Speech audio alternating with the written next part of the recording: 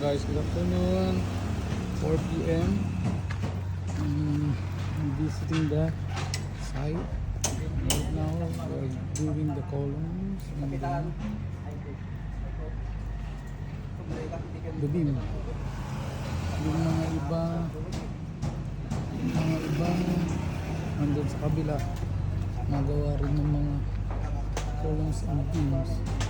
So yung dito, 3, 4, 5, 6, 7, 8. Ito yung nasa kaliblock. Ito lang, medyo maliit lang siya ng bodega. Actually, itong part na to sa may driveway, kasama rin ito kasama rin ito. Kaya niluhuli muna natin para may space.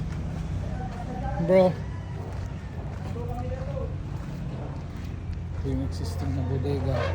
So ewan ko kung bakit ang tagal nitong bodega na to.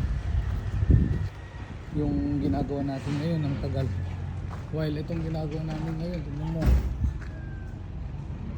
ganun lang. Hindi naman ganun karami yung mga kwan, kasi yero lang naman ang bubuhatin. Tignan mo yan, kailangan mag 16mm ka pa yung mga beam. Yero lang naman, beam.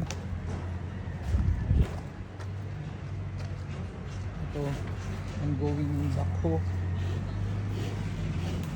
Backhoe ngayon kasi medyo matigas dito.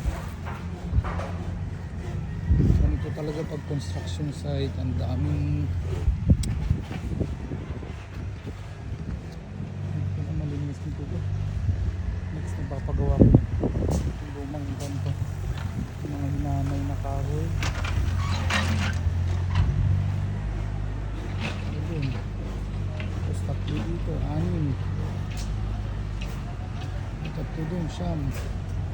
10, 11.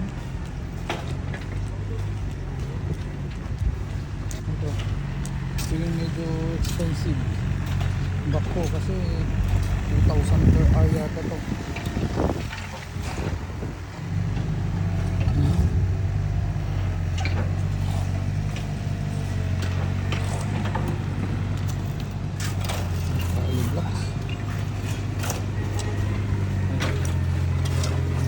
Kailangan matanggal yung gravel dito. Ito yung inisip ko tanggal yung gravel.